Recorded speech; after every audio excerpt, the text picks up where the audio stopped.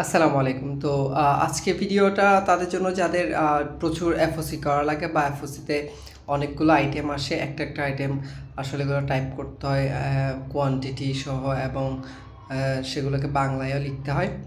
তো এটা যাদের কাছে বিরক্তিকর লাগে তাদের জন্য এই ভিডিওটা। তো এটা সেটআপটাও ইজি, জাস্ট স্ক্রিপ্টটা ইউজ করলেই হবে। আগেরটার মতো এটাতে খুব একটা আসলে প্যারা নাই। এটা খুবই সিম্পল, জাস্ট স্ক্রিপ্টটা আর মেথডটা ফলো করলে আসলে কাজটা হয়ে যাবে।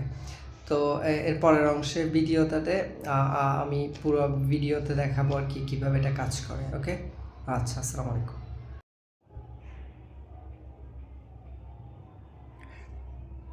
তো এটা আমি রেকর্ড করেছি আগে, এখন জাস্ট ভয়েসটা অ্যাড করে দিচ্ছি আর কি।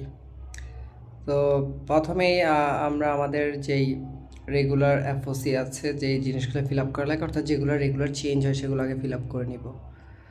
আর সবচেয়ে বেটার হয় এই দুইটা ডকুমেন্টস আগে থেকে আপলোড করে দিব, অর্থাৎ এগুলো রেগুলার চেঞ্জ হয়। আসলে এগুলা অটোমেট করে লাভ নাই, যেহেতু এগুলো রেগুলার চেঞ্জ হয়। আর ব্যাঙ্ক সার্টিফিকেটটা আপলোড দিলে কি হয়, ব্যাঙ্ক সার্টিফিকেট থেকে আমরা ফরওয়ার্ডিংটা বানাবো আর কি, এটা অটোমেটিক্যালি বানাবে আর কি। তো এই হচ্ছে আমাদের এফওসি ট্র্যাকিং নাম্বারটা কপি করব আর ব্যাস, কপি করে আমাদের যেই স্ক্রিপ্টটা আছে সেটাতে জাস্ট পেস্ট করব। আর আমাদের এখানে দুইটা অপশন দেখাচ্ছে, দুইটা কোম্পানির জন্য আমি সেট করেছি, তাই দুটো অপশন। তাই আমি যেহেতু প্রথমটা ইউজ করবো তাই প্রথমটা 1 ইউজ করলাম, এরপর ট্র্যাকিং নাম্বারটা দিলাম, এরপর একটা কোয়েশ্চেন আসছে স্কিপ র মেটেরিয়ালস। যেহেতু আমার সবগুলো টাইপ করা লাগবে তাই আমি দিব যে নো, অর্থাৎ আমি স্কিপ করবো না। এরপর আমার যেহেতু প্রত্যেকটা ম্যাটেরিয়ালই টাইপ করতে হবে, অ্যাক্সেসরিজ এবং ফেব্রিক দুইটাই, তাই আমি 3 নাম্বারটা চুজ করবো আর কি। যাদের অনেক সময় দেখা যায় যে অ্যাক্সেসরিজ টাইপ করা লাগে, ফেব্রিক করা লাগে না, বা অনেক সময় ফেব্রিক করা লাগে, অ্যাক্সেসরিজ করা লাগে না, সেটা আপনি স্কিপ করতে পারেন। তো এই এতটুকুই কাজ ইন্টার 3 পর্যন্ত। এরপর আসলে অটোমেটিক্যালি ব্রাউজারটা খুলবে এবং সে অটোমেটিক্যালি কাজ করবে।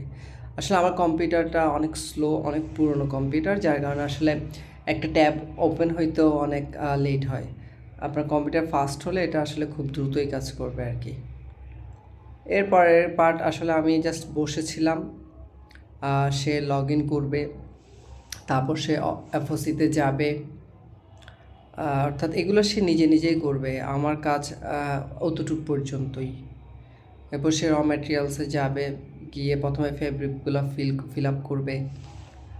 আমার এখানে মাত্র একটা ফেব্রিক আছে, তাই সে একটা ফিল আপ করেই আসলে সে অ্যাক্সেসরিজে চলে যাবে। তো এই যে সে ফিল আপ করতেছে।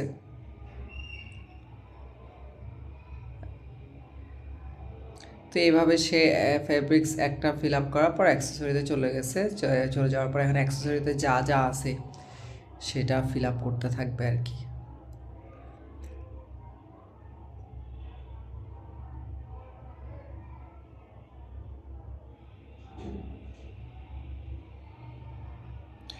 তো আমি জাস্ট আসলে বসে আছি, আমি জাস্ট দেখছি ও যে ফিল আপ করছে সেটা। আমি কিন্তু আসলে কোনো মাউস টাউস ইউজ করছি না এখানে, এটা আসলে অটোমেটিক্যালি স্ক্রিপ্টটাই এই কাজটা করে দিচ্ছে আর কি। তো এইটাই একটা সুবিধা আর কি। আসলে অনেকের কাছে এটা বিরক্তিকরও লাগতে পারে, আবার অনেকের কাছে এটা ভালো লাগতে পারে। আমার কাছে ভালো লাগে, কারণ দেখা যাচ্ছে আমি অন্য একটা কাজ করতেছি বা আমি অন্য কিছু নিয়ে ব্যস্ত, আমি এটা ইনপুট করে গেলাম, সে ততক্ষণে আমি আস্তে আস্তে সে এটা ফিল আপ করে ফেললো।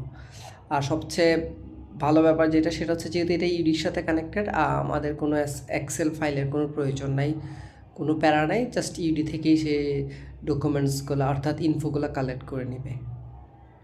যার কারণে অ্যাকুরেসিটাও খুবই ভালো, খুবই ভালো বলতে 100%। তারপরেও আমি সবসময় লাস্টে এসে একবার চেক করে নিই, যাতে বাই চান্স কিছু মিস না হয়।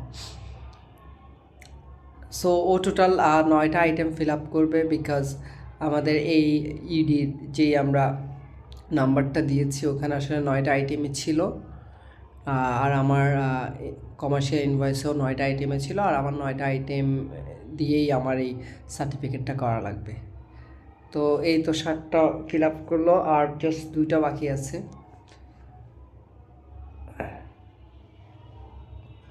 তো সেইভাবে আসলে যতগুলো আইটেম থাকবে সেগুলো ফিল আপ করতে থাকবে।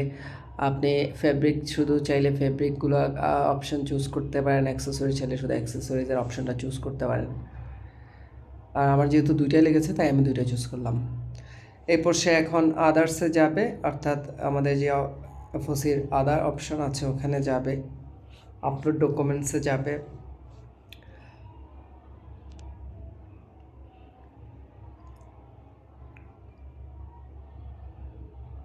সে আসলে এখানে এখন কি করছে, আমার যে ব্যাংক সার্টিফিকেটটা আছে সেইখান থেকে আসলে যেই ইনফোগুলো লাগে আমাদের ফরওয়ার্ডিং বানাতে সেগুলো কালেক্ট করে নিচ্ছে আর কি। তো বেস্ট হয় যদি ব্যাংক সার্টিফিকেটটা ইংরেজিতে হয়। আমার এখানে আসলে বাংলা থাকার কারণে অনেক সময় দেখা যায় যে সে ডেটাগুলো সঠিকভাবে নিতে পারে না। বাট আপনার যদি ইংরেজিতে থাকে সব কিছু, অর্থাৎ ইনভয়েস নাম্বারটা যদি ESTL থাকে তাহলে সে অটোমেটিক্যালি সেটা কপি করে নেবে আর কি। আপনি শুধু এগুলো একটু চেক করে টাইপ করে এন্টার চাপ দিলেই কাজ হয়ে যাবে, এটা অটোমেটিক্যালি আপলোড করে দিবে আর কি সে।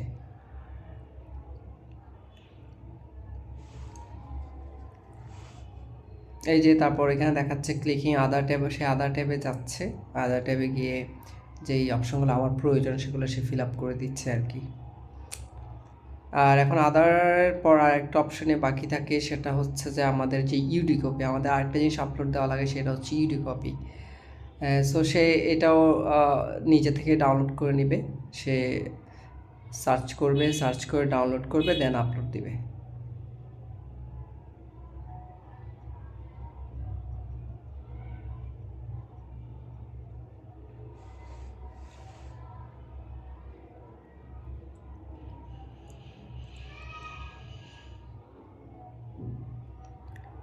এই তো সে ডাউনলোড করলো, এখন সেটা আপলোড দিয়ে দিচ্ছে। শেষ, আমাদের যে 4টা ডকুমেন্টস দেওয়ার কথা তার মধ্যে 2টাই তার মাধ্যমে, আর 2টা আমরা হাত দিয়ে দিলাম আর কি। তো কাজ শেষ, অফ করে দিলাম। এখন আমরা জাস্ট দেখবো যে আসলে সবগুলা টাইপিং ঠিকমতো হয়েছে কিনা। আপলোড ডকুমেন্টসে গিয়ে আগে চেক করে নেব ডকুমেন্ট সবগুলো আপলোড হয়েছে কিনা। এই যে ইউডি কপি, তারপর লেটার হেডপ্যাড আমরা যেটা বানালাম সেটা, তারপর ইউডি যেটা আমরা ট্র্যাকিং নাম্বারে দিলাম ইউডি সেটা, তারপর হচ্ছে যে আদার্সে যে ক্লিকগুলো করা লাগে সেটাও, মানে সবই আসলে সেই করলো। আমি শুধু ওই সিএমডিতে এন্টার পর্যন্ত ক্লিক করি আর কি। তো এই যে আমার এখানে এখন দেখা যাচ্ছে যে আমার ব্যাংক সার্টিফিকেট থেকেও সে ডাটা সংগ্রহ করলো। এরপর আছে আপলোডের থেকে আমাদের যে ইনভয়েসে দেখেন 9টা আইটেম আছে ইন টোটাল। এই 9টা আইটেম সে এখানে র মেটেরিয়ালসে ইনপুট দিয়েছে আর কি। তো এটা আমরা এফওসি প্রিন্ট দিলেই সেইটা দেখতে পারবো আর কি। অর্থাৎ সেই এই যে মিটার, পিস, তারপর এগুলোকে বাংলায় কথা লেখা সবই আসলে সে নিজেই করবে। তো এটা আমি আমার কাছে ভালো লাগে, বা এটা আমি রেগুলার ইউজ করি। হয়তো অনেকের ভালো লাগবে, যাদের ভালো লাগবে না তারা অ্যাভয়েড করতে পারেন। আর যাদের ভালো লাগে, ব্যাপারটা ভালো লাগতেছে, তারা আমাকে নক করলে আমি কীভাবে সেট করতে হয় সেটা বলে দিব। আশা করি ভালো লাগবে অনেকেরই। আসসালামু আলাইকুম।